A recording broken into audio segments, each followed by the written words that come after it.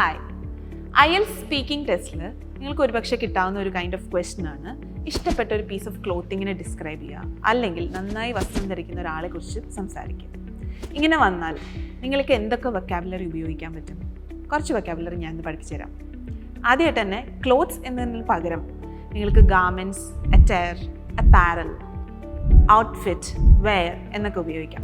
നല്ല വേഷം എന്നുള്ള അർത്ഥത്തിൽ നിങ്ങൾക്ക് stylish, trendy, smart, fashionable, glamorous, well turned out എന്നൊക്കെ ഉപയോഗിക്കാം.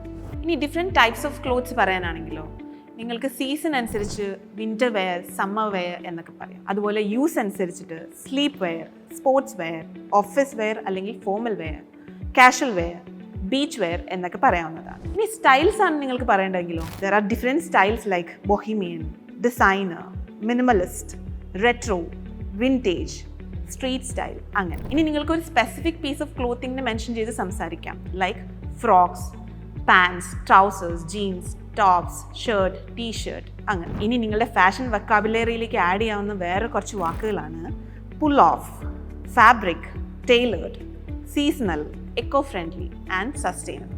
വേറൊരു ടോപ്പിക്കിൽ കുറച്ച് വൊക്കാബുലറി ആയിട്ട് നമുക്ക് ഇനിയും കാണാം. Thank you.